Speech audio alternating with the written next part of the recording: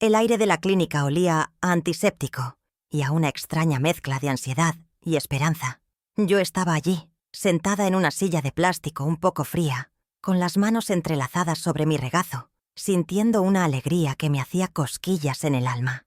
A mis 67 años, iba a ser abuela por primera vez. Mi hija Camila estaba recostada en la camilla, con su vientre abultado y una sonrisa que iluminaba toda la sala de ecografías. Esperábamos juntas ese momento mágico, el instante en que veríamos el pequeño rostro de mi nieto, una promesa de futuro, la continuación de nuestra familia.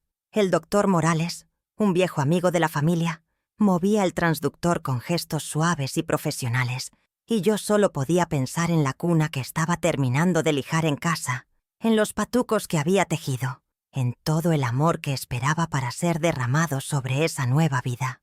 De repente, el ambiente cambió. Fue algo sutil, casi imperceptible para un extraño, pero yo lo sentí como si una corriente de aire helado hubiera entrado por debajo de la puerta. La sonrisa del doctor Morales se congeló. Sus ojos se clavaron en la pantalla con una intensidad que no era profesional, sino de puro desconcierto. Dejó de narrar lo que veíamos. Ya no decía, «Aquí está su bracito», o «Ese es el latido de su corazón». El silencio se hizo pesado, denso, cargado de una pregunta que nadie se atrevía a formular. Camila, en su inocencia, preguntó si todo estaba bien, y el doctor, forzando una calma que no sentía, le dijo que el bebé estaba perfecto, pero que necesitaba hablar conmigo. ¿Conmigo? El corazón me dio un vuelco. El miedo es una bestia extraña. Se despierta sin avisar y te devora por dentro. Me levanté con las rodillas temblorosas, intentando mostrar una serenidad que no poseía. Le di una caricia a Camila en la frente y le prometí que volvería en un minuto, que seguro el doctor solo quería darme alguna recomendación para los cuidados de una futura abuela primeriza. Mentí. Lo supe en el momento en que nuestras miradas se cruzaron, la suya llena de una piedad que me desgarró. Caminé detrás de él por el pasillo blanco e impersonal hasta su despacho. Cada paso resonaba en el silencio, amplificando el latido desbocado de mi corazón. La puerta se cerró a mi espalda con un clic suave pero definitivo, como si estuviera sellando mi vida anterior y dándome paso a una realidad que jamás pedí conocer. Me senté frente a su escritorio de madera oscura, un ancla en medio de un mar de incertidumbre. Él se sentó, se quitó las gafas y las limpió con un pañuelo, un gesto que delataba su nerviosismo. Me miró fijamente, y en sus ojos vi el peso de 40 años de amistad y el dolor de la noticia que estaba a punto de darme. «Mercedes», comenzó, y su voz era apenas un susurro ronco. «Lo que voy a decirte es lo más difícil que he tenido que hacer en mi carrera. Sé que no tiene sentido, pero confía en mí, en nuestra amistad». Hizo una pausa, y yo contuve la respiración, preparándome para lo peor, aunque lo peor que mi mente podía imaginar no se acercaba ni de lejos a lo que escuché. «Mercedes, tienes que divorciarte de Julián. Hazlo ahora, antes de que sea demasiado tarde». La frase quedó suspendida en el aire, absurda, cruel, incomprensible. Mi primera reacción fue una risa nerviosa, un sonido hueco que no parecía mío. ¿Divorciarme de Julián? De mi Julián, mi compañero durante 45 años, el pilar de mi vida, el hombre con el que había construido cada uno de mis recuerdos. Era una broma de mal gusto, un disparate monumental. Pero la expresión de Gerardo ya no era el doctor Morales, sino mi amigo Gerardo.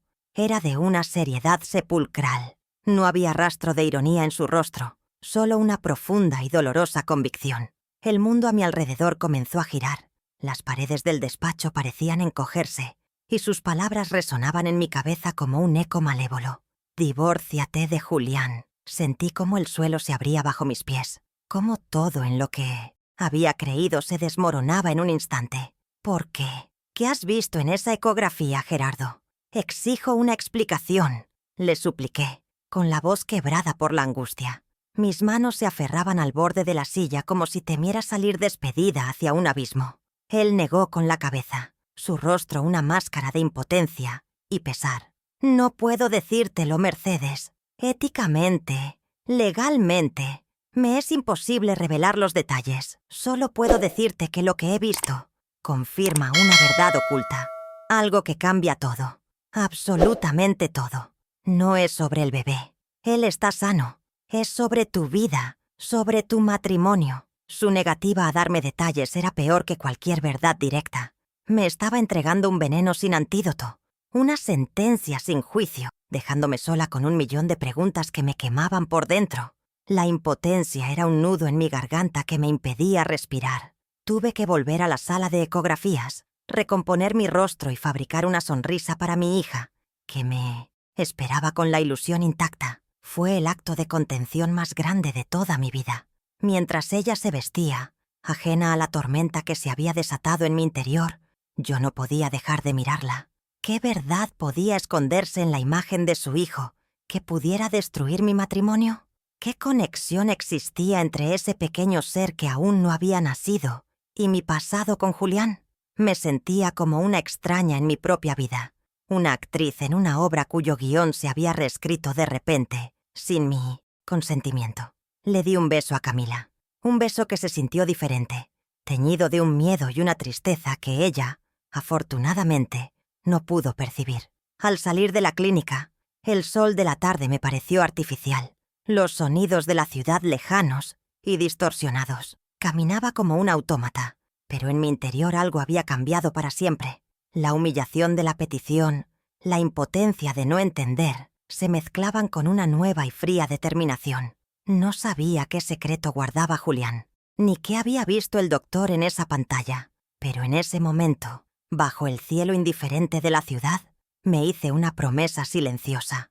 No me hundiría en la desesperación. Descubriría la verdad, pieza por pieza, aunque tuviera que excavar en los cimientos de mi propia existencia. Julián no lo sabía. Nadie lo sabía, pero yo ya no era la misma Mercedes que había entrado en esa clínica. La mujer sumisa y confiada había recibido una herida mortal y de ella estaba naciendo algo nuevo, una fuerza que ni yo misma sabía que poseía. Mi nombre es Mercedes Gutiérrez. Tengo 67 años, o al menos eso es lo que dice mi documento de identidad, porque desde aquella visita al médico siento que he envejecido un siglo en apenas unos días. He sido Mercedes de Cifuentes durante 45 años, la esposa de Julián. Un apellido que sentía tan mío como mi propio nombre, pero que ahora se siente extraño en mi boca, como una palabra en un idioma que ya no entiendo. Vivo en la casa que construimos juntos, un hogar de 2 plantas con un jardín lleno de rosales que yo misma cuido. Cada rincón está impregnado de recuerdos, del olor a pastel de manzana los domingos, del eco de las risas de mi hija Camila cuando era niña. Pero ahora, esas mismas paredes parecen observarme, cómplices silenciosas de una farsa en la que yo era la única espectadora que no conocía el final. La solidez de mi vida se ha vuelto arena entre mis dedos. Mi rutina, hasta ese fatídico día, era un remanso de paz, un tapiz tejido con hilos de costumbre y afecto. Me levantaba con el sol, preparaba el café de Julián como a él le gustaba, fuerte y sin azúcar, y luego me dedicaba a mis plantas. Ellas eran mis confidentes silenciosas. Les hablaba de mis anhelos, de mi alegría por el nieto que venía en camino, de mis pequeñas preocupaciones. Por las tardes, la costura era mi refugio, tejiendo ropita para el bebé, cada puntada una promesa de amor. Los domingos eran sagrados, con el almuerzo familiar que nos reunía a todos. Esa era yo, una mujer de rituales sencillos, que encontraba la felicidad en el orden de las cosas, en la certeza de que el mañana sería una continuación predecible y serena del hoy.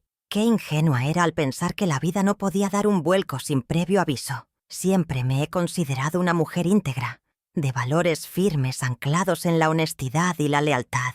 Mi madre me enseñó que la palabra de una persona es su bien más preciado y que una familia se construye sobre la confianza, una confianza tan ciega y absoluta como la fe. Quizás ese fue mi mayor error, mi gran vulnerabilidad. Confié en Julián sin reservas. Le entregué mi vida entera sin pedir garantías, asumiendo que su corazón era un libro abierto para mí, así como el mío lo era para él. Creía en la santidad de nuestro matrimonio, en el pacto que hicimos ante el altar.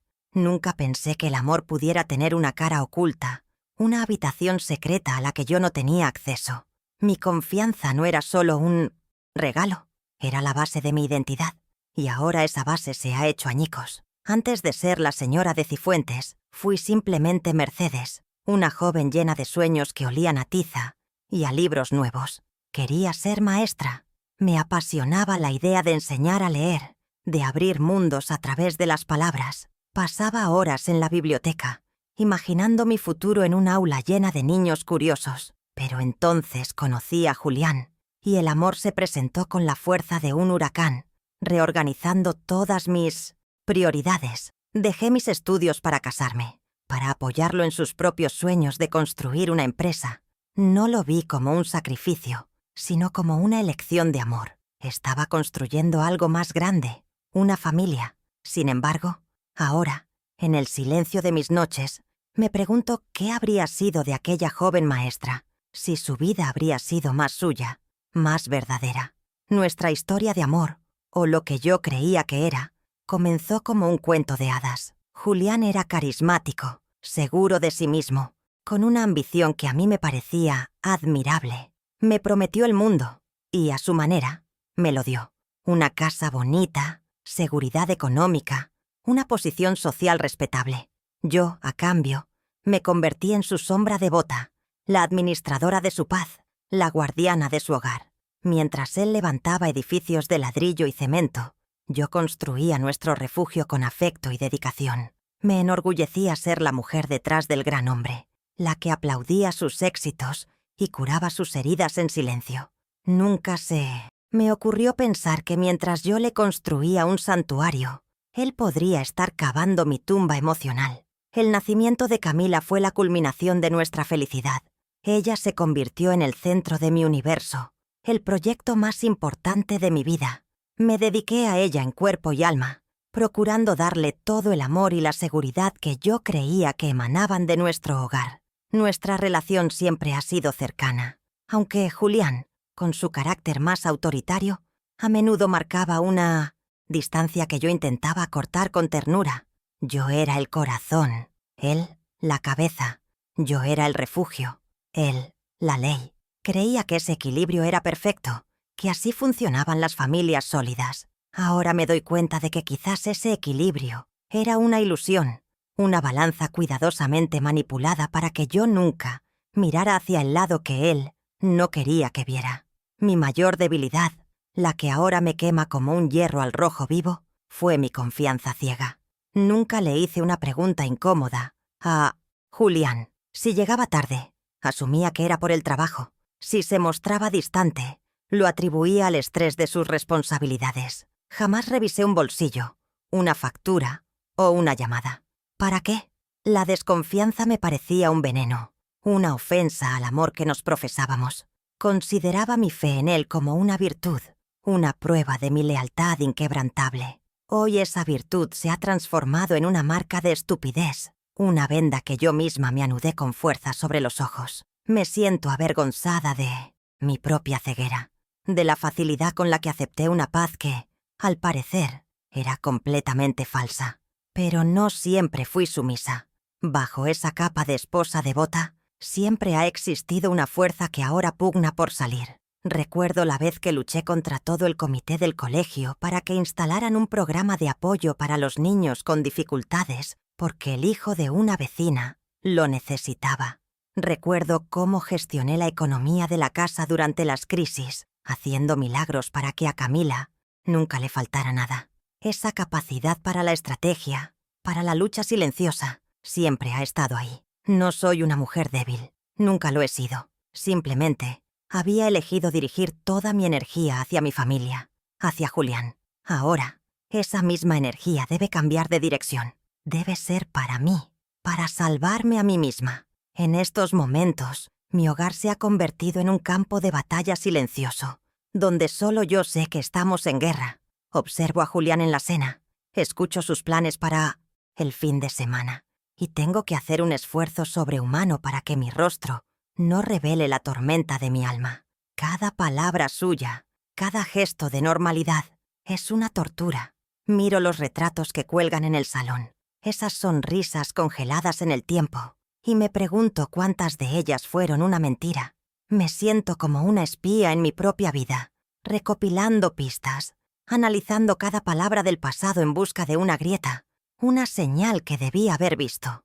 La soledad de este secreto es abrumadora, un peso que me oprime el pecho día y noche, y sin embargo, en medio de este dolor, algo nuevo está naciendo. La Mercedes rota y confundida que salió del despacho del doctor está empezando a recomponerse, pero en una forma diferente. Las piezas ya no encajan de la misma manera. El shock inicial está dando paso a una claridad fría y afilada. He llorado, sí, he gritado en la soledad de mi cuarto de costura, hasta quedarme sin voz, pero esas lágrimas no me han ahogado. Por el contrario, han regado una semilla de determinación que no sabía que tenía. Mi vulnerabilidad se está transformando en mi arma. Ya no soy solo la esposa de Julián o la madre de Camila. Soy Mercedes Gutiérrez, una mujer que exige la verdad y que, por primera vez en 45 años, va a luchar por sí misma. ¿Y tú? ¿Qué habrías hecho en mi lugar? Cuéntamelo en los comentarios. Mi familia, hasta donde yo sabía, era pequeña pero sólida como un roble. El tronco éramos Julián y yo, y nuestra única llamada, rama, era nuestra hija Camila. Ella, a sus 32 años, es la luz de mis ojos. Una mujer dulce, un poco ingenua quizás, criada en un cuento de hadas donde su padre era el rey y yo la reina consorte. Siempre ha idolatrado a Julián, viéndolo como el epítome del hombre perfecto, fuerte, protector, infalible. Su mundo gira en torno a esa imagen idealizada.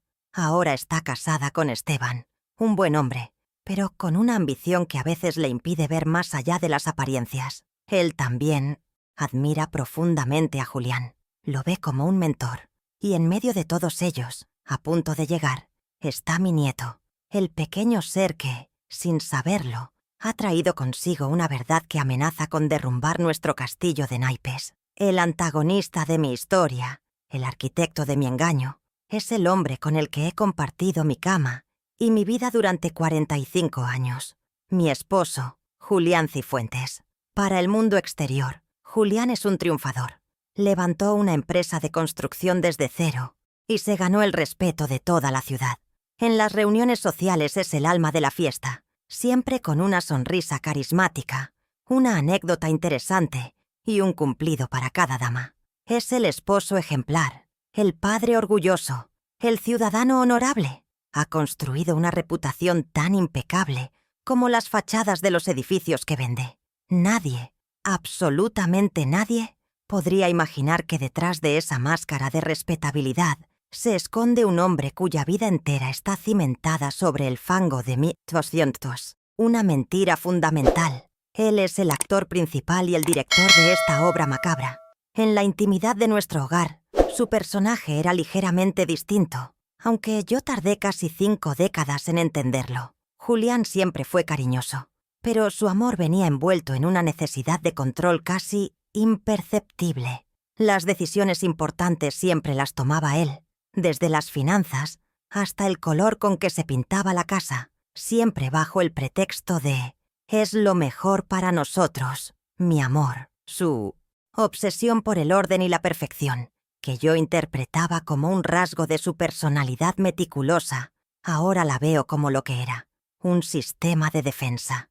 Necesitaba que todo en su vida fuera impecable, predecible, y estuviera bajo su dominio, porque sabía que un solo elemento fuera de lugar, una sola pregunta inesperada, podía hacer que todo su universo fraudulentamente construido se viniera abajo. Ahora entiendo sus motivaciones, o al menos creo entenderlas. La revelación de su esterilidad, un secreto que ha guardado desde su juventud, debió ser un golpe devastador para su ego, para su concepción de la masculinidad.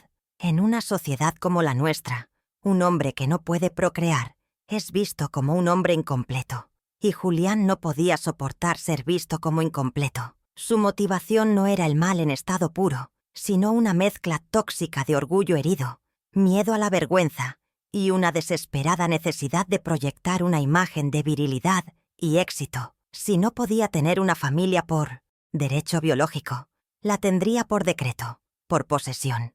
Camila y yo no éramos su familia. Éramos los pilares que sostenían el monumento a su frágil masculinidad, los trofeos que exhibían al mundo su supuesta plenitud. Nuestra relación comenzó con una pasión arrolladora. En los primeros años yo era su todo, su amante, su amiga, su socia silenciosa. Me contaba sus sueños, sus miedos, y yo me sentía la mujer más afortunada del mundo por ser el centro de su universo. Pero con el tiempo, sutilmente, las cosas cambiaron. Se volvió más reservado, más absorto en su trabajo. Construyó un muro invisible a su alrededor, hecho de largas jornadas laborales y viajes de negocios.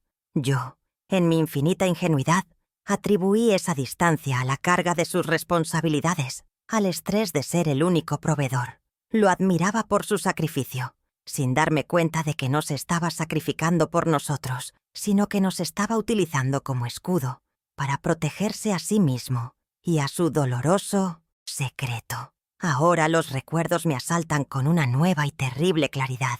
Recuerdo una tarde, hace unos 15 años, cuando un viejo amigo de su pueblo vino de visita. El hombre, entre copas, empezó a contar anécdotas de juventud y mencionó una mala racha de salud que Julián tuvo de adolescente. La reacción de mi esposo fue fulminante. Su rostro se transformó, se llenó de una ira fría y cortante. Cambió de tema con una brusquedad que nos dejó a todos helados y, al día siguiente, me dijo que no quería volver a ver a ese hombre en casa, que era un imprudente. En su momento lo justifiqué, pensando que no le gustaba recordar épocas de debilidad. Hoy sé que no era debilidad lo que temía que se revelara. Era la verdad. Otro episodio vuelve a mi mente una y otra vez. Cuando Camila estaba en la universidad, tuvo que hacer un árbol genealógico con el historial médico de la familia para una clase de biología. Me pidió datos y como yo no sabía mucho sobre la familia de Julián, le dije que le preguntara a él. Recuerdo perfectamente la escena. Julián estaba en su despacho. Escuchó la petición de Camila con una sonrisa paciente, pero sus ojos eran 2 témpanos de hielo. Le dio respuestas vagas, generalidades sobre salud de hierro y genes fuertes, y luego, con una habilidad magistral, desvió la conversación hacia los logros académicos de sus abuelos. Lo hizo parecer tan natural que ni Camila ni yo sospechamos nada. Lo aplaudí por su inteligencia social, cuando en realidad debería haberme aterrorizado por su capacidad para la manipulación. Así, la tensión que ahora siento es un veneno que me consume lentamente, y lo peor es que estoy sola en mi sufrimiento. Julián sigue desempeñando su papel con una naturalidad que me revuelve el estómago. Anoche, durante la cena, me tomó la mano y me dijo que no podía imaginar su vida sin mí, que yo era su ancla. Tuve que tragarme las ganas de gritar, de arrojarle a la cara sus 45 años de mentiras. ¿Cómo podía tocarme con las mismas manos con las que había construido la jaula en la que he vivido? El hombre que duerme a mi lado es un completo desconocido, y nuestra familia no es un hogar, es un escenario cuyo telón estoy a punto de rasgar para siempre. Recuerdo los inicios de nuestro matrimonio como si fuera ayer.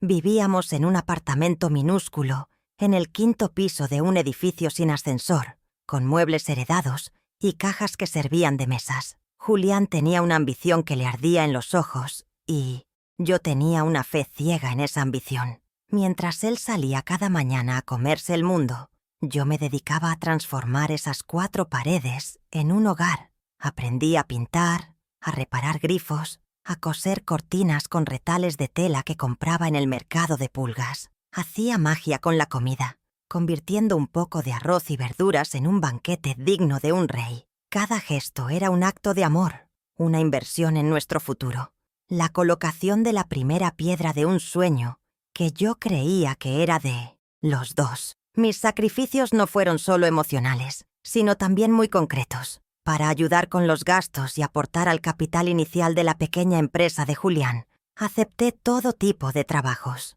Por las noches, después de un día entero de tareas domésticas, me sentaba frente a una vieja máquina de escribir a transcribir tesis para estudiantes universitarios hasta que mis dedos se acalambraban. Los fines de semana horneaba pasteles que vendía por encargo a las vecinas. Cada moneda que ganaba iba a parar a una lata de galletas que guardábamos en el armario. nuestro tesoro, el combustible para el motor de los sueños de Julián. Nunca me compré un vestido nuevo, nunca gasté en un capricho. Mi única vanidad era ver cómo esa lata se llenaba, creyendo que cada centavo era un paso más hacia nuestra felicidad compartida. El mayor sacrificio, sin embargo, fue el de mis propios sueños. Cuando Camila empezó el colegio y por fin tuve tiempo para mí, acaricié la idea de retomar mis estudios, de convertirme en la maestra que siempre quise ser. Pero fue justo en ese momento cuando la empresa de Julián atravesaba una fase crítica. Recuerdo sus palabras exactas. «Mercedes, mi amor, te necesito ahora más que nunca. Tu apoyo en casa, tu inteligencia para manejarlo todo, es más valioso que cualquier sueldo. Eres el pilar que me sostiene». Y yo le creí. Guardé mis libros en una caja, los subí al desván y con ellos enterré a la joven que fui. Me convertí en la esposa perfecta, la anfitriona, ideal para sus cenas de negocios, siempre con una sonrisa, siempre un paso detrás de él. Sacrifiqué mi vocación en el altar de su éxito.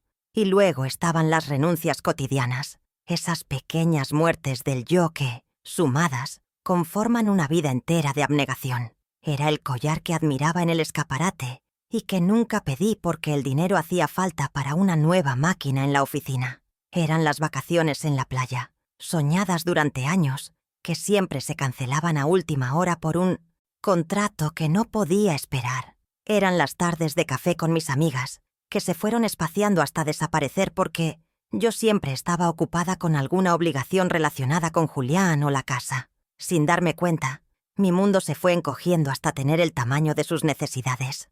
Mi identidad se disolvió en la suya, y yo lo llamaba amor, lo llamaba lealtad, cuando en realidad era una lenta y silenciosa anulación. Toda la energía que no dedicaba a Julián la invertía en Camila. Fui yo quien pasó noches en vela a su lado cuando tenía fiebre, quien le enseñó las tablas de multiplicar con canciones, quien la consoló cuando le rompieron el corazón por primera vez. Julián era el padre del fin de semana, el que la llevaba al parque y le compraba los regalos caros, ganándose una adoración fácil. Pero el trabajo duro, la construcción diaria de su carácter, la educación de su alma, ese fue mi trabajo.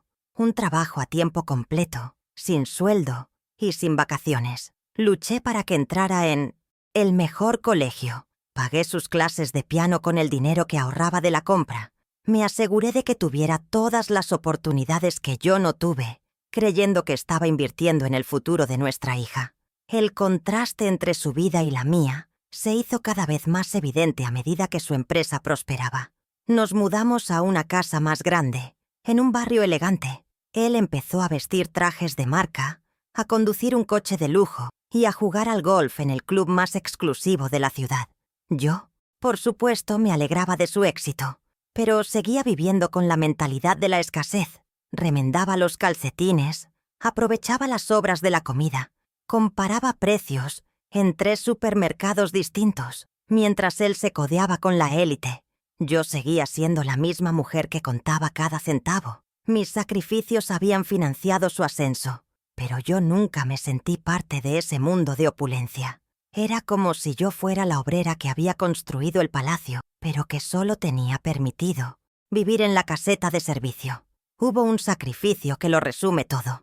Hará unos 20 años, su empresa estuvo a punto de quebrar por una mala inversión. La situación era desesperada. No tenía dinero ni para pagar la nómina de sus empleados. Una noche lo encontré en su despacho, con la cabeza entre las manos, completamente derrotado. Sin pensarlo 2 veces, fui a mi joyero. Saqué el único objeto de valor que poseía, un broche de oro y zafiros heredado de mi madre, y se lo entregué. Al día siguiente lo vendió. Con ese dinero pagó a sus trabajadores y salvó la empresa.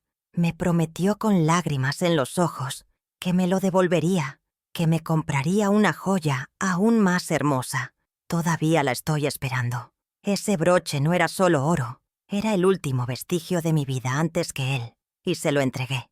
Pero mi renuncia más grande no fue material, fue el torrente inagotable de energía emocional que derramé sobre él. Fui su psicóloga personal, su motivadora, su paño de lágrimas. Soporté sus malos, humores cuando los negocios iban mal. Celebré sus triunfos como si fueran míos. Calmé sus inseguridades y alimenté su ego sin descanso. Absorbí su estrés para que nuestro hogar fuera un oasis de paz al que él pudiera regresar cada noche. Me convertí en el pilar invisible que garantizaba su equilibrio mental y emocional. Un trabajo agotador y solitario que él siempre dio por sentado, como si fuera mi obligación natural, como el aire que respiraba. Nunca un gracias, nunca un reconocimiento de que sin mi apoyo, su imperio se habría derrumbado hace mucho tiempo. Y ahora contemplo el resultado de toda una vida de entrega y me pregunto, ¿para qué? ¿Para qué tejí cada día con hilos de sacrificio y devoción? La respuesta es una burla cruel del destino. Lo hice para mantener una mentira. Lo hice para criar a una hija que amé con todas mis fuerzas, creyendo que era el fruto de nuestro amor, cuando en realidad era la prueba viviente de una traición. Todo mi esfuerzo, toda mi dedicación, ha servido para dar una apariencia de normalidad a una vida que era una completa farsa.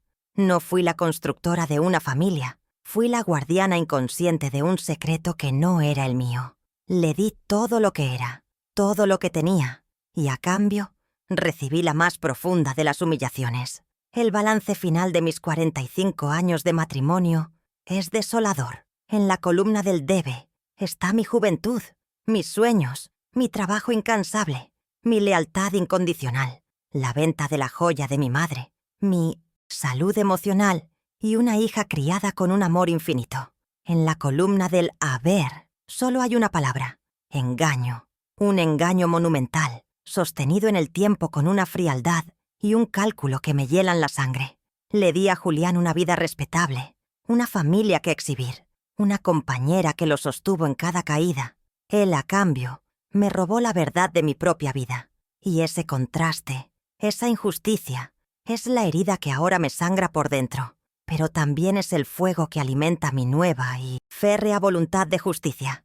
Los primeros días después de la revelación del doctor Morales fueron un infierno de impotencia. Me movía por mi casa como un fantasma, atrapada en una realidad que me asfixiaba. Tenía en mis manos un conocimiento terrible, una verdad que pesaba como plomo, pero no tenía ninguna prueba. Era mi palabra contra la de Julián, y él era un maestro de la manipulación, un hombre cuya imagen pública era intachable. ¿Quién me creería? Me imaginaba el escenario. Yo, una mujer de 67 años, acusando a mi respetado esposo de una mentira de casi medio siglo. Me llamarían loca, histérica, senil. Julián, con su calma estudiada y su encanto letal, me desarmaría en un instante. Sentía una rabia sorda, la furia de la presa acorralada que sabe que el cazador tiene todas las ventajas. Necesitaba un arma, algo que fuera solo mío. Una noche, incapaz de dormir, subí al desván. Era mi refugio, un lugar lleno de los fantasmas amables de mi pasado. El olor a madera vieja y a polvo me trajo una extraña calma. Buscaba sin saber qué, simplemente necesitaba conectar con la Mercedes que existió antes de Julián. Y entonces la vi, en un rincón, debajo de una lona polvorienta, la vieja maleta de cuero de mi padre. Él había sido un hombre callado, pero inmensamente sabio, un campesino que, a pesar de su poca educación, entendía el mundo mejor que nadie. Recordé sus últimas palabras para mí, una semana antes de morir. Merceditas, el amor es importante, pero la independencia es vital. Nunca pongas todos tus huevos en la misma cesta. Te he dejado algo, por si acaso. En ese momento, sus palabras me parecieron las divagaciones de un hombre enfermo. Ahora sonaban como una profecía. Abrí la maleta. Dentro, junto a fotografías en blanco y negro y cartas de mi madre, había una carpeta de cartón atada con una cinta. La abrí con manos temblorosas. Contenía los títulos de propiedad de un pequeño terreno que mis abuelos habían comprado a las afueras del pueblo. Unas cuantas hectáreas de tierra seca y pedregosa que yo había heredado. Recordaba vagamente haberle mencionado esto a Julián al principio de nuestro matrimonio. Su reacción fue de desdén. Un pedregal inútil, mi amor. No vale ni el papel en el que está escrito. Olvídate de eso. Y yo lo hice. Lo olvidé por completo. Tan absorta estaba en construir su imperio que me olvidé de mi modesta herencia. Ahora, sosteniendo esos papeles amarillentos, sentí una conexión con mis raíces, con una parte de mí que no había sido tocada ni manchada por la mentira de mi matrimonio. Mi padre me lo había dicho claramente: esto es tuyo y de nadie más. No lo mezcles nunca. Obedeciendo a esa memoria, nunca incluí ese terreno en nuestros bienes gananciales. Legalmente seguía siendo propiedad exclusiva de Mercedes Gutiérrez. Para Julián, era tan insignificante que probablemente ni recordaba su existencia. Para mí, en ese momento, se convirtió en un símbolo. Era la única cosa en mi vida, aparte de mis recuerdos de infancia, que era auténticamente mía. No tenía que ver con su valor monetario, que yo asumía que era nulo. Tenía que ver con la propiedad, con tener un ancla en un mundo donde todo lo que creía poseer, mi hogar, mi familia, mi historia, se había revelado como un préstamo fraudulento. Era la primera tabla a la que podía aferrarme en medio del naufragio. Movida por un impulso que no entendía del todo, una necesidad de reafirmar que algo en mi vida era real, decidí investigar el estado actual de ese pedregal inútil. Al día siguiente, mientras Julián estaba en el club de golf, hice una llamada al registro de la propiedad del pueblo. La voz al otro lado de la línea fue amable y eficiente. Le di los datos del terreno y le pedí que me informara sobre su situación catastral. Hubo un silencio y luego el hombre carraspeó. «Señora Gutiérrez», dijo con un tono que mezclaba sorpresa y formalidad, «¿es usted consciente de que su propiedad linda directamente con el nuevo proyecto de la autopista del Sol y que ha sido recalificada como suelo urbanizable de alta densidad?» Sentí que el corazón se me detenía un instante, para luego empezar a latir con una fuerza arrolladora. Colgué el teléfono y me quedé mirando por la ventana, pero ya no veía mi jardín de rosas. Veía un nuevo horizonte, una posibilidad que ni en mis sueños más locos había imaginado. El terreno que Julián había despreciado, la herencia de mi padre que yo había olvidado, se había convertido, por un capricho del destino, o por la visión de mis antepasados, en una pequeña fortuna. No era solo dinero, era poder, era independencia, era una justicia poética tan perfecta que parecía escrita por un guionista divino. Con cuidado, volví a guardar los documentos en la carpeta, la até con la cinta y la escondí en un lugar seguro. Ya no era una colección de papeles viejos, era mi secreto, mi recurso oculto, la llave que me permitiría no solo escapar de mi jaula, sino también elegir en qué términos se libraría la batalla final. La vida en mi propia casa se transformó en una caminata sobre un campo minado. Cada conversación era una prueba, cada silencio un abismo.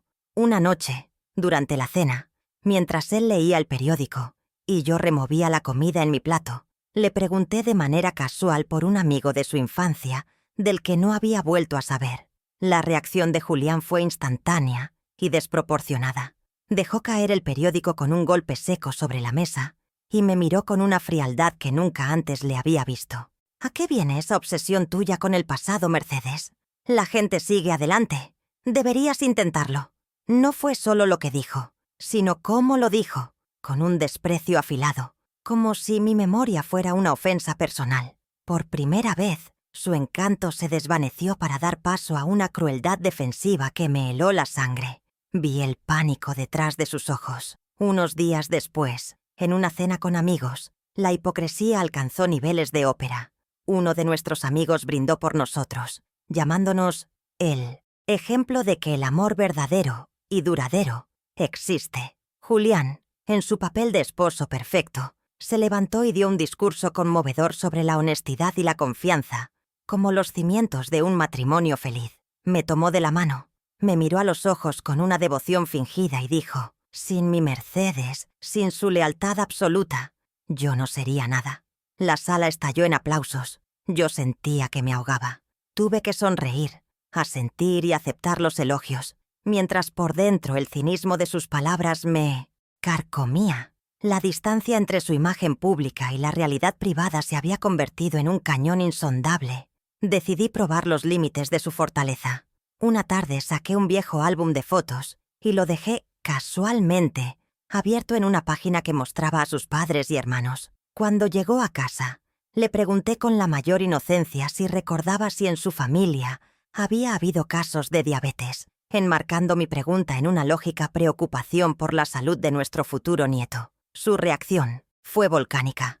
Me arrebató el álbum de las manos con una furia contenida, su rostro una máscara de ira.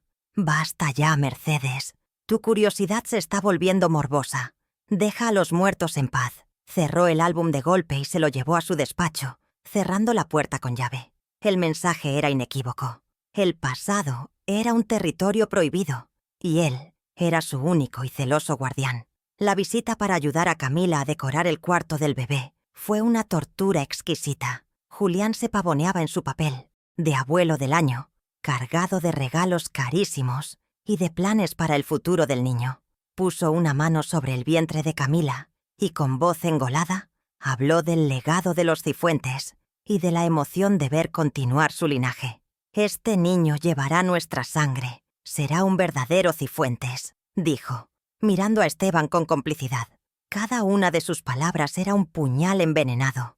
Yo miraba el rostro radiante de mi hija, su admiración ciega por el hombre que la había engañado desde su nacimiento, y sentí el peso abrumador del dolor que estaba por venir. Protegerla a ella se convirtió en mi prioridad, incluso si eso significaba destruir primero su mundo de ilusiones.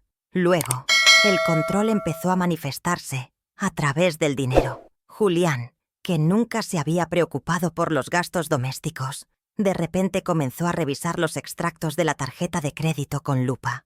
Me interrogaba sobre cada pequeña compra. «¿Para qué necesitas otro saco de tierra para el jardín, Mercedes? ¿El mes pasado compraste uno? ¿Era realmente necesario ese vestido? Tienes el armario lleno». No se trataba del dinero. Teníamos de sobra. Era una táctica de intimidación, un intento de reafirmar su poder. Sentía que yo me estaba deslizando entre sus dedos, que una nueva independencia crecía en mí, y su instinto primario fue cortar mis alas financieras, recordarme de la forma más burda que yo dependía completamente de él. Una noche llegó a casa más tarde de lo habitual, con el olor de un perfume dulzón y desconocido impregnado en su chaqueta. En el pasado, habría tragado mi sospecha, habría inventado una excusa en mi mente. Esa noche no. Con una calma que me sorprendió a mí misma, mientras se quitaba los zapatos, le pregunté si su reunión se había alargado. Me miró, evaluando mi tono, y luego le pregunté directamente: «¿Hay alguien más, Julián?». No lo negó. Explotó. Me acusó de ser una paranoica, de inventar fantasmas para amargarle la vida, de ser una ingrata que no valoraba todo lo que él hacía por mí. Fue una clase magistral de gaslighting. Desvió la culpa con tal maestría que por un segundo, un terrible segundo, llegué a dudar de mi propia cordura. El punto álgido de la farsa pública llegó durante un evento benéfico para el hospital local. Julián, como uno de los principales patrocinadores, subió al escenario para dar un discurso sobre la importancia de la comunidad y los valores familiares. Y entonces me usó como su estandarte. Nada de esto sería posible sin el apoyo incondicional de mi esposa, Mercedes, dijo, mientras un foco me iluminaba en la primera fila. Ella es mi roca, una verdadera santa, una mujer cuya paciencia y amor son mi inspiración. La gente se giró para aplaudirme.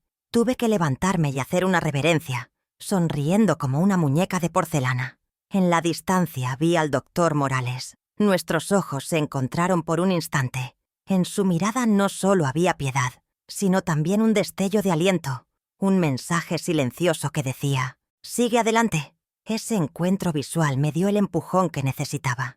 Al día siguiente llamé a una abogada especializada en derecho de familia, una mujer cuya discreción y ferocidad eran legendarias en la ciudad. La reunión fue en un café anónimo, lejos de nuestros círculos habituales. Le conté mi historia como si fuera la de una amiga, un caso hipotético. Sus consejos fueron claros, precisos y, sobre todo, empoderadores. Me sentí fuerte por primera vez. Julián notó mi ausencia de 3 horas y me sometió a un interrogatorio en cuanto llegué a casa. Le mentí. Le dije que había estado con una vieja amiga del colegio que estaba de visita. Fue la primera mentira consciente de nuestro matrimonio. y me sentí sucia y al mismo tiempo extrañamente liberada. El almuerzo del domingo siguiente fue una demostración de su crueldad sutil. Delante de Camila y Esteban, Julián decidió humillarme. Hice un comentario sobre un nuevo tipo de rosal que quería plantar, y él, con una sonrisa condescendiente, dijo: «Ay, Mercedes y sus plantitas. Es adorable que a tu edad todavía encuentres estos pasatiempos tan simples para mantenerte ocupada». Esteban soltó una risita nerviosa, buscando la aprobación de su suegro.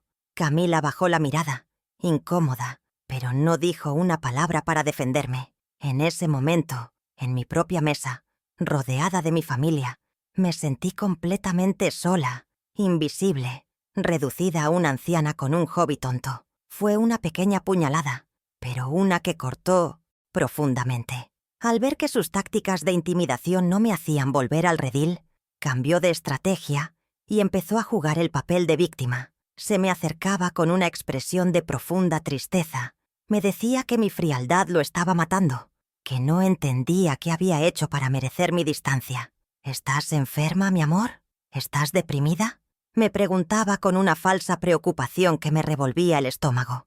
Llegó a sugerirme que pidiera cita con un psiquiatra, que tal vez un profesional podría ayudarte a superar esta mala racha.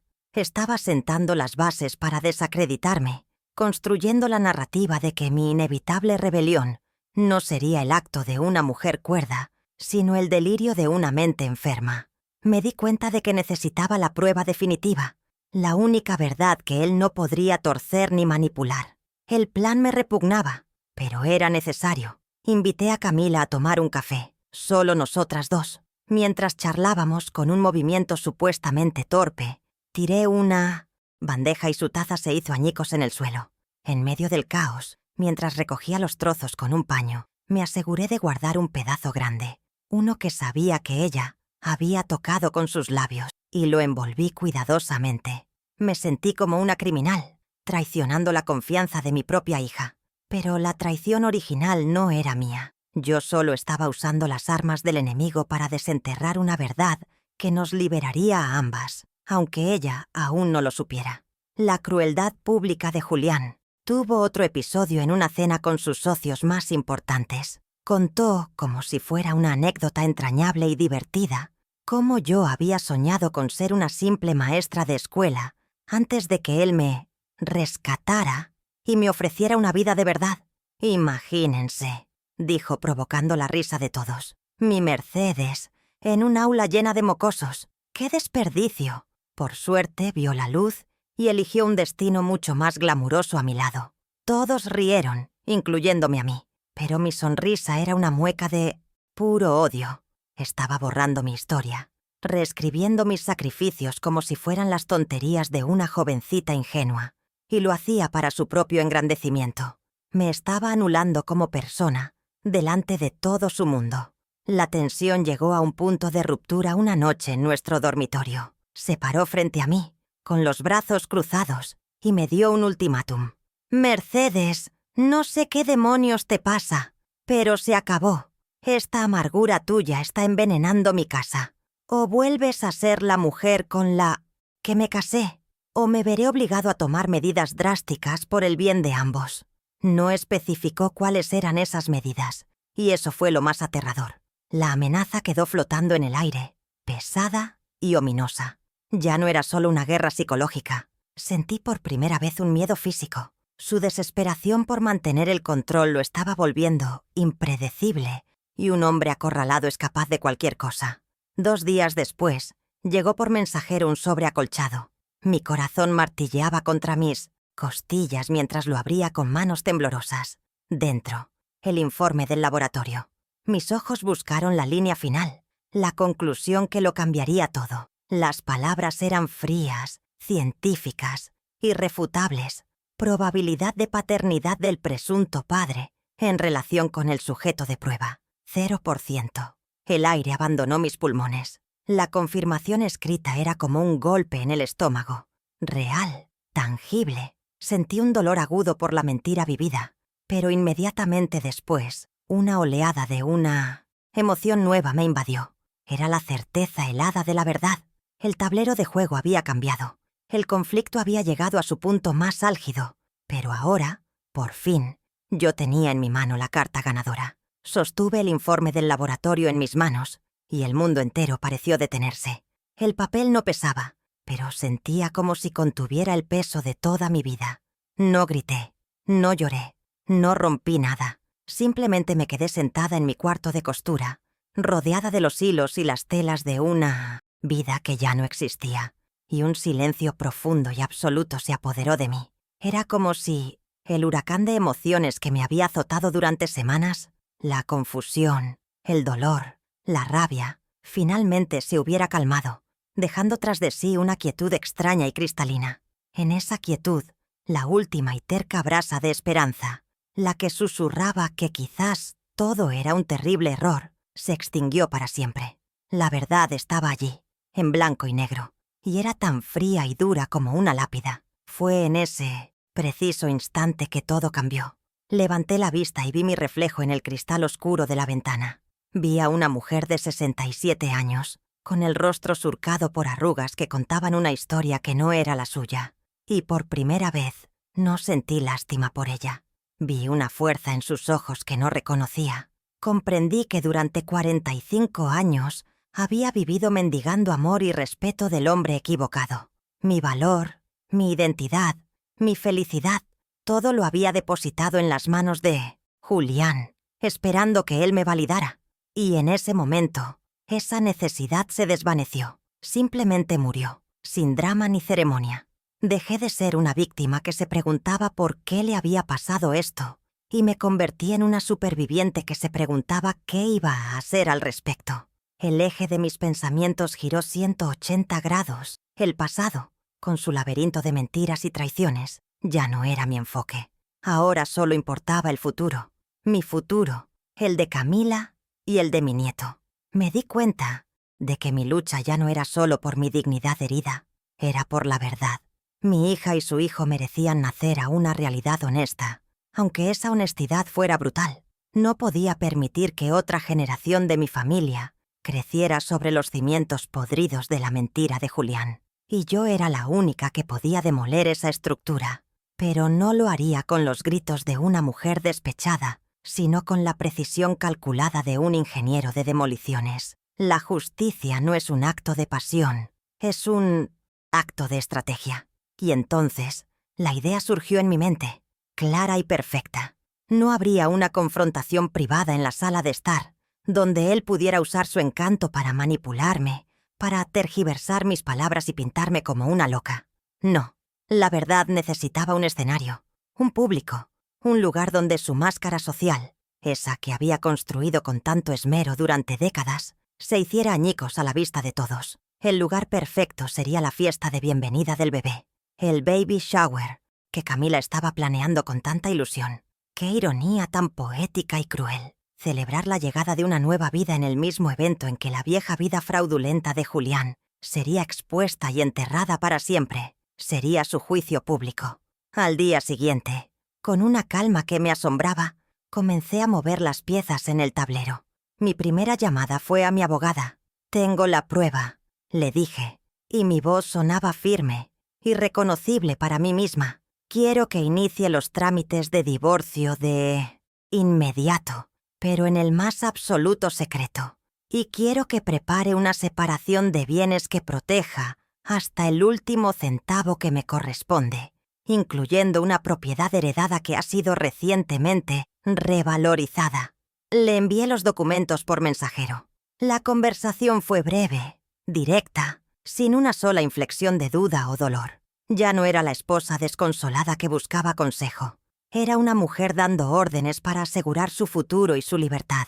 Mi comportamiento en casa sufrió una transformación sutil, pero profunda.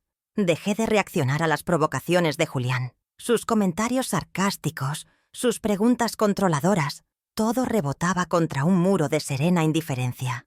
Yo desempeñaba mi papel de esposa con una perfección helada, sirviéndole el café, preguntándole por su día, pero mis ojos estaban vacíos de toda emoción hacia él. Esta nueva calma lo desconcertaba mucho más que mi anterior frialdad. Intentaba buscar una grieta en mi armadura. Me preguntaba constantemente si me encontraba bien, si algo me pasaba, y yo simplemente le sonreía y le respondía: «Estoy perfectamente, Julián. Nunca me he sentido mejor». Y era la pura verdad, una verdad que lo aterrorizaba porque no podía entenderla. Me volqué en la organización del baby shower, con una energía y una meticulosidad que dejaron a todos asombrados. Ayudé a Camila a elegir las invitaciones, el menú, la decoración. Cada detalle era planeado con una precisión milimétrica. Insistí en que invitáramos a todos, a los socios más importantes de Julián, a nuestros amigos de toda la vida, a las figuras más respetadas de nuestra comunidad. «Quiero que todo el mundo comparta nuestra alegría», le decía a mi hija, y ella me abrazaba, feliz por mi aparente recuperación. Julián observaba mi entusiasmo con una sonrisa de suficiencia, creyendo que su esposa dócil y predecible había regresado. Qué poco sabía él que no estaba organizando una fiesta, sino el escenario de su propia ejecución social. El último paso de mi plan silencioso fue preparar el arma. No un arma de fuego ni de filo, sino algo mucho más letal: la verdad empaquetada. Tomé una pequeña caja de madera que solía usar para guardar hilos y la forré con un terciopelo azul.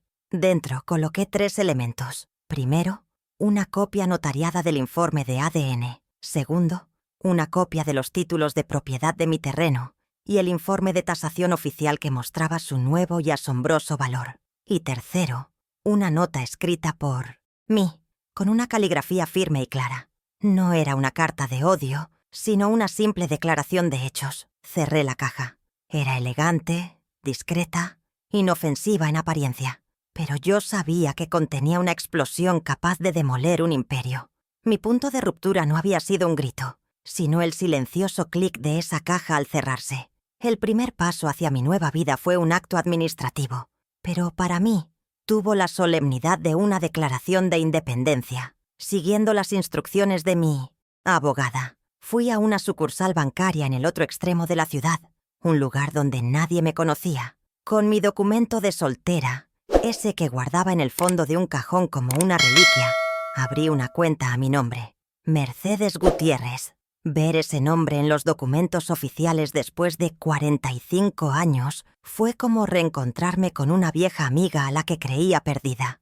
Por primera vez en casi medio siglo, tenía un espacio financiero que era solo mío, un pequeño rincón del mundo al que Julián no tenía acceso. Salí del banco y respiré el aire de la calle, que me pareció más limpio, más puro. Era el aire de la libertad.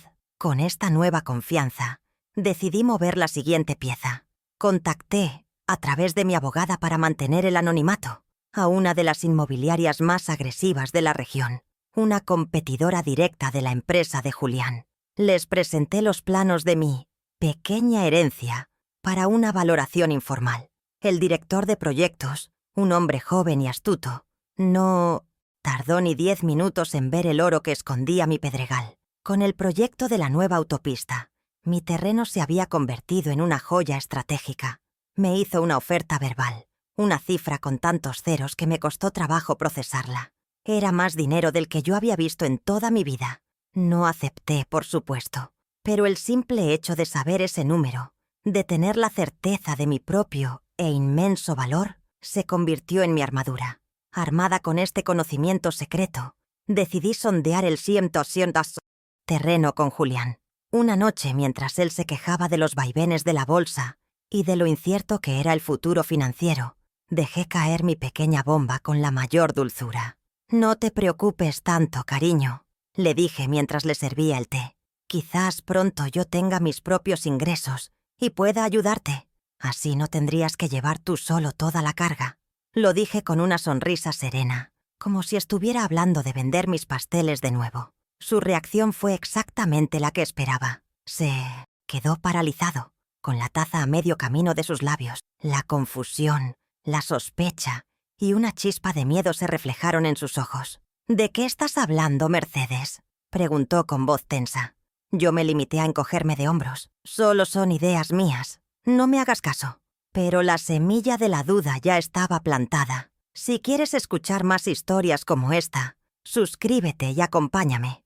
La segunda mini revelación ocurrió en el terreno familiar.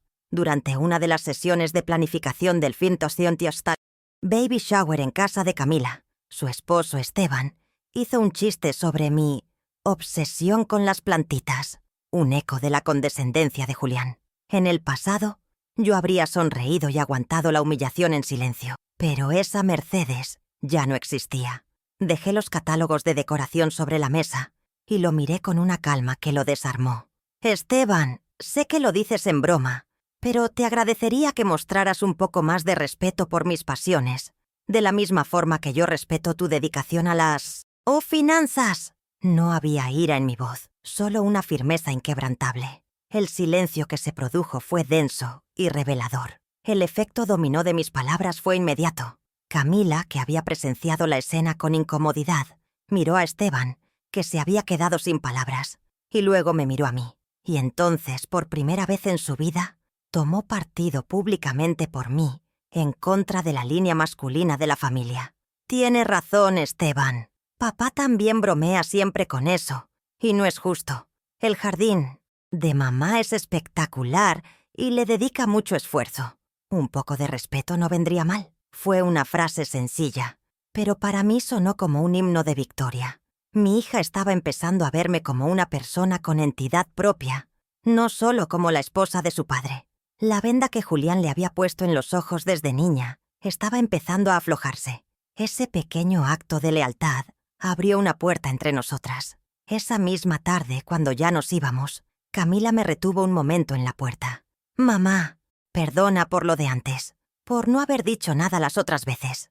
La abracé y aproveché ese instante de conexión para sembrar otra semilla, esta vez de sabiduría. Sin revelar nada de mi situación, le hablé de la importancia de que una mujer nunca pierda su propia voz en un matrimonio, de que el amor debe ser un pacto entre iguales, no una rendición. Le hablé, teóricamente, de los peligros de admirar a alguien hasta el punto de anularse a una misma. Vi en sus ojos una nueva luz de entendimiento. No estaba solo luchando por mi pasado, estaba ayudando a construir su futuro sobre bases más sólidas. Mi siguiente victoria fue conseguir un aliado inesperado pero crucial. Me encontré, por casualidad, con el doctor Morales en la sección de frutas del supermercado.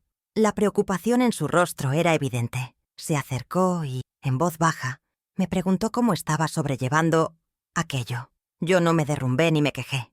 Lo miré directamente a los ojos, transmitiéndole toda mi nueva fortaleza.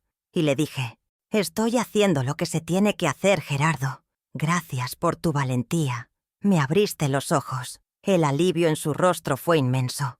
Puso una mano en mi brazo y me aseguró, «Mercedes, si alguna vez necesitas un testigo, alguien que explique el origen de todo esto, no dudes en llamarme. Soy un profesional, pero también soy tu amigo. Esa verdad debe saberse». Salí de allí con la certeza de que no estaba sola en esta batalla. Para confirmar mis sospechas sobre el conocimiento de Julián, utilicé esa información. Esa noche en la cena, mencioné despreocupadamente, «Hoy me encontré a Gerardo Morales en el supermercado. Hacía tiempo que no lo veía». La reacción de Julián fue visceral, aunque intentó disimularla. Se le tensó la mandíbula y empezó a acribillarme a preguntas. «¿Y de qué hablasteis? ¿Te dijo algo?» Preguntó por mí. ¿Mencionó algo de la consulta de Camila? Su ansiedad era tan palpable que casi podía tocarla. Fingí ignorancia. Le dije que solo habíamos intercambiado saludos, cordiales. Su interrogatorio desesperado me confirmó lo que ya sospechaba. Él sabía perfectamente que había un secreto médico, una bomba de tiempo, y estaba aterrorizado de que alguien hubiera encendido la mecha. Mi nueva autoridad se reflejaba en cada detalle de los preparativos de la fiesta. Yo tomaba las decisiones con una seguridad que desconcertaba a todos. Un día Julián intentó desautorizar mi elección del servicio de catering, diciendo que él conocía a alguien mejor y más barato. En otros tiempos, yo habría cedido inmediatamente. Esta vez, simplemente lo miré y le dije con una sonrisa imperturbable, «Gracias por la sugerencia, cariño, pero este asunto ya está cerrado. El servicio que he contratado es excelente. Confía en mí». La calma y la finalidad de mi tono lo dejaron sin argumentos. Se retiró murmurando. Ya no era el rey indiscutible de nuestro hogar. La dinámica de poder había cambiado para siempre, y él lo sentía, aunque no pudiera explicarlo. El penúltimo acto de mi preparación para la batalla fue simbólico y profundamente personal. Con el dinero de mi nueva cuenta bancaria, el primer dinero que gastaba que era exclusivamente mío, me compré un vestido para el baby shower. Era un vestido de seda, de un intenso color rojo, un color que yo nunca me había atrevido a usar. Era elegante, audaz y visible. Cuando me lo probé en casa, Julián entró en la habitación y se quedó mirándome, sorprendido. «Es muy atrevido, ¿no crees?», comentó con una clara nota de desaprobación. Yo me miré en el espejo, viendo a la mujer que estaba naciendo de las cenizas de la que él había intentado enterrar, y le respondí: «Es el color de la verdad, Julián, y la verdad, a veces, es muy atrevida». Los días previos a la fiesta, la atmósfera en casa era irrespirable. Julián se había vuelto taciturno. Me observaba con una desconfianza constante, como un animal que presiente un terremoto. Su control se había desvanecido, y la incertidumbre lo estaba carcomiendo. Yo, en mi cambio, me movía con una calma casi sobrenatural. Cada paso de mi plan se había cumplido a la perfección. Mis pequeñas victorias habían forjado mi espíritu y afilado mi estrategia. Ya no era la mujer que esperaba temerosa el siguiente golpe. Era la estratega que había dispuesto todas las piezas en el tablero y que esperaba con una paciencia gélida el momento exacto para dar el jaque mate. La tormenta era inminente, y todos lo sentían, pero solo yo sabía que llevaba el rayo en mis manos. El día de la fiesta llegó, y con él una calma gélida se instaló en mi alma.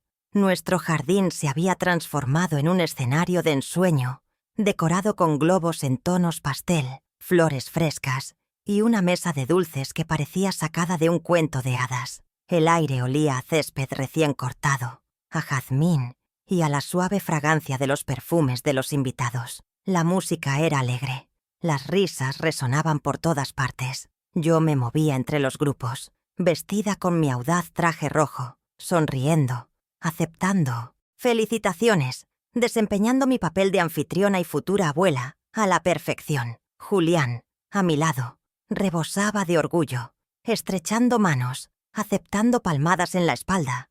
El rey en su corte. Caminaba con la arrogancia de un hombre que no sabe que se dirige directamente al patíbulo. Llegó el momento de los discursos. Como era de esperar, Julián fue el primero en tomar la palabra.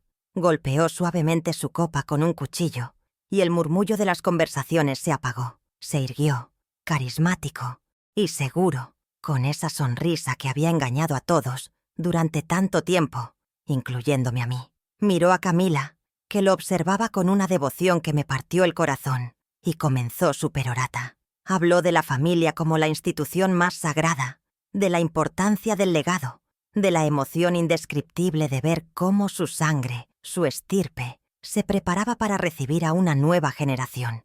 Cada palabra era una mentira pulida, una daga que solo yo sentía clavarse en mi pecho. Entonces giró su atención hacia mí. «Y nada de esto», dijo alzando su copa en mi dirección. «Sería posible sin mi increíble esposa, Mercedes». Su voz estaba cargada de una falsa emoción. «Durante 45 años, ella ha sido la roca silenciosa sobre la que he construido todo. Su sencilla devoción, su apoyo incondicional, su habilidad para crear un refugio de paz. Ella es la personificación de la mujer perfecta detrás de un gran hombre». Los invitados aplaudieron conmovidos. Esa fue la gota que colmó el vaso. Reducirme a una sencilla devoción. Borrar mi identidad y mis sacrificios con una frase condescendiente frente a todos los que nos conocían. Ese fue su último y más grave error. Esa fue mi señal. Con una lentitud deliberada, me puse de pie. El movimiento fue tan sereno que captó la atención de todos. Un silencio expectante se extendió por el jardín. Julián me sonreía, animándome a decir unas palabras, seguro de que iba a continuar con la farsa, a agradecerle entre lágrimas sus amables mentiras. Caminé hacia el pequeño atril que habían instalado, sintiendo las miradas de todos sobre mí. Mi corazón no latía con nerviosismo, sino con la fuerza de un tambor de guerra. No lo miré a él. Mis ojos se clavaron en mi hija, en Camila. «Hija mía», comencé, y mi voz sonó clara y firme. No hay nada en este mundo que yo ame más que a ti, y el mayor regalo que una madre puede dar a su hijo es la verdad. El ambiente cambió en un instante. La palabra verdad quedó suspendida en el aire, cargada de una electricidad peligrosa. Las sonrisas se congelaron en los rostros de los invitados. Pude ver la confusión en los ojos de Camila y el horror comenzando a nacer en los de Julián. «Mercedes, creo que estás un poco emocionada. Quizás deberías sentarte», comenzó a decir él, intentando arrebatarme el momento. Pero yo levanté una mano, un gesto simple pero lleno de una autoridad que nadie me había visto jamás, y él se calló. «Por tu bien y por el bien del niño que llevas dentro», continué, mirando solo a mi hija. «Hoy debo contarte la historia real de nuestra familia, una historia que comienza con un secreto». Aparté la mirada de Camila y la fijé en Julián. Nuestros ojos se encontraron a través del jardín, y en los suyos vi pánico en estado puro. «El hombre al que habéis llamado esposo, padre, amigo y socio durante tantos años», dije, proyectando mi voz para que todos me oyeran, «ha vivido una mentira que se remonta a su adolescencia, a una enfermedad que ocultó a todos, especialmente a mí». Hice una pausa dramática, dejando que la intriga se apoderara de la audiencia. Una enfermedad que, entre otras cosas, tuvo una consecuencia irreversible. Lo dejó completamente estéril para el resto de su vida. Un jadeo colectivo recorrió el jardín. La máscara de Julián comenzó a resquebrajarse. «¿Y qué significa eso?», continué, sin apartar los ojos de mi marido. «Significa que durante 45 años he vivido en un engaño. Significa que nuestra vida juntos ha sido una farsa». Entonces me giré hacia mi hija, que ya tenía los ojos llenos de lágrimas y confusión. «Y significa, mi amor, que la prueba de ADN que ordené hace unas semanas ha confirmado, con un 0% de probabilidad, que Julián Cifuentes no es tu padre biológico». El caos estalló. Los murmullos se convirtieron en exclamaciones de asombro. Camila se llevó una mano a la boca, negando con la cabeza, su mirada suplicante saltando de mi rostro al de Julián, implorándole que dijera que yo mentía. «Está loca, se ha vuelto loca», gritó Julián, recuperando la voz. Su rostro estaba desencajado por la rabia y el miedo. «Son los delirios de una mujer vieja y amargada. No le creáis». Intentó acercarse a mí, pero yo no me moví. En lugar de responder a sus gritos, caminé hacia mi hija, saqué de mi bolso la pequeña caja de madera y se la entregué. «No tienes que creerme a mí, Camila», le dije con suavidad. «Cree en la ciencia. Abre la caja. La verdad no está en mis palabras, está en ese papel». Con manos que temblaban violentamente, Camila levantó la tapa. Sus ojos se posaron en el informe notariado, y un sollozo desgarrador se escapó de su garganta. El sonido de su mundo rompiéndose en 1000 pedazos. Pero mi plan no había terminado. Mientras Camila lloraba desconsoladamente, consolada por sus amigas, yo me dirigí a los invitados, en especial a los socios de Julián, que lo miraban con una mezcla de horror y desconfianza. Y para aquellos que piensen que esto es solo una venganza, el acto de una mujer despechada que se quedará en la ruina, permítanme aclarar un punto final. Hice una pausa, asegurándome de tener su atención. «Mi abogada ya ha presentado la demanda de divorcio esta mañana». Miré a Julián, que me observaba con puro odio. «Pero no os preocupéis por mi bienestar financiero. Gracias a una herencia de mi padre, un terreno que este hombre consideró inútil, mi patrimonio personal hoy en día duplica el valor de la empresa Cifuentes». Ese fue el golpe de gracia. La revelación de mi poder financiero fue lo que aniquiló su imagen por completo. No solo era un padre y un esposo fraudulento, sino también un necio en los negocios, incapaz de reconocer el valor que tenía delante. Julián se quedó allí, en medio del jardín de su casa perfecta, completamente solo. Su reputación, su familia, su autoridad, todo se había desvanecido en el aire en menos de 10 minutos. La fiesta estaba en ruinas. La gente se marchaba en un silencio incómodo. Y yo, de pie en medio del desastre, con mi vestido rojo como una declaración de guerra y victoria, no sentía alegría ni venganza. Sentía el peso de la verdad Y por primera vez en 45 años, la ligereza indescriptible de ser, al fin, libre. Cuando la última invitada se hubo marchado, el jardín quedó en un silencio sepulcral, un campo de batalla después de la masacre. Vasos medio vacíos, serpentinas pisoteadas y platos de comida intacta eran los únicos testigos de la celebración que se había convertido en un funeral. Julián permanecía inmóvil en el centro del césped, una estatua de sal en medio de la ruina de su propio reino. Ya no era el patriarca carismático, sino un hombre viejo y patético, despojado de su disfraz. Vi cómo sus socios, sus amigos del alma, salían a toda prisa, sin despedirse, evitando su mirada como si su engaño fuera una enfermedad contagiosa. Esa fue su primera y más devastadora pérdida, la muerte instantánea de su reputación, el respeto y la admiración que habían sido el aire que respiraba se habían evaporado en un instante. En las semanas siguientes, su caída fue tan rápida como brutal. Me había mudado a un apartamento temporal el mismo día de la fiesta, así que supe de su desgracia por terceros y por la prensa local, que se hizo eco del escándalo. La noticia de su fraude familiar y financiero corrió como la pólvora por la ciudad. Los socios que le quedaban disolvieron sus contratos, alegando cláusulas de moralidad. Los clientes, temerosos de asociarse con un mentiroso, cancelaron proyectos millonarios. El banco, desconfiando de su solvencia, le exigió el pago anticipado de sus préstamos. Su empresa, ese monumento a su ego construido con mis sacrificios y sus mentiras, se derrumbó como un castillo de naipes.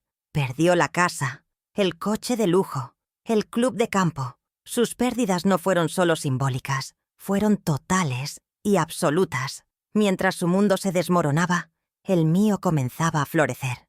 Me instalé en un apartamento, luminoso en el centro de la ciudad, un lugar que elegí yo sola y que decoré a mi gusto, con colores vivos y muchas plantas. La primera mañana que me desperté allí, me preparé una taza de café y me senté en el balcón a ver salir el sol. La sensación de paz, de ser la dueña de mi tiempo y de mi espacio, fue abrumadora.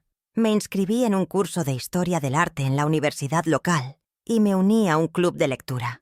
Empecé a recuperar a la Mercedes que había enterrado hacía 45 años. No era una vida de lujos ni de grandes eventos sociales, sino una vida tranquila, pequeña, pero por primera vez en mucho tiempo, auténticamente mía. Julián intentó contactarme una única vez, una semana después del desastre. Su voz en el teléfono era irreconocible, despojada de su arrogancia, temblorosa y suplicante. No me pidió perdón por el engaño, sino que me rogó que lo ayudara, que publicara un comunicado diciendo que todo había sido un malentendido producto de mi estado emocional. Quería que le ayudara a reconstruir su farsa. Escuché su perorata en silencio y, para mi sorpresa, no sentí ni rabia ni compasión. No sentía nada. Cuando terminó, le respondí con una calma glacial. Se acabó, Julián. El hombre al que yo amé nunca existió. Y por el que tú eres, no siento absolutamente nada. No vuelvas a llamarme. Y colgué. Nuestro rompimiento fue definitivo, sin posibilidad alguna de reconciliación ni de perdón. La consecuencia más dolorosa de mi acto de justicia fue, como temía, la reacción de Camila. En un principio su dolor se transformó en rabia hacia mí. Me acusó de haberla humillado públicamente, de haber destruido a su familia por egoísmo. Durante varias semanas se negó a verme o a contestar mis llamadas. Cada día de ese silencio fue un suplicio para mí, un precio que sabía que tenía que pagar, pero que aún así me desgarraba el alma. Entendí que necesitaba su espacio para procesar la demolición de toda su realidad, para hacer el duelo no por un padre, sino por la idea de un padre que nunca fue real. Respeté su distancia, rezando para que algún día pudiera entender la diferencia entre la crueldad de una mentira y la dureza de la verdad. El nacimiento de mi nieto, Leo, lo cambió todo. La maternidad le dio a Camila una nueva perspectiva sobre la vida, el amor y el sacrificio. Un día recibí una llamada suya. Su voz era frágil, pero ya no había ira en ella. Fui al hospital y nuestro reencuentro fue entre lágrimas silenciosas, con el pequeño Leo durmiendo en mis brazos. Lo entiendo ahora, mamá, me susurró. Entiendo que lo hiciste para liberarnos. Semanas después, tuvo su propia y última conversación con Julián. Un adiós definitivo. Nuestro vínculo de madre e hija no se rompió. Se transformó, se recompuso sobre las ruinas del pasado, pero esta vez sobre un cimiento nuevo y sólido, el de la más absoluta y a veces dolorosa honestidad. Hoy soy una mujer diferente.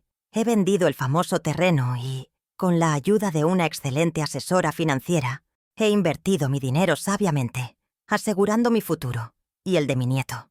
La mujer temerosa y dependiente ha dado paso a una persona serena, segura de sí misma, que disfruta de su propia compañía. He viajado, he hecho nuevas amigas, he aprendido a pintar.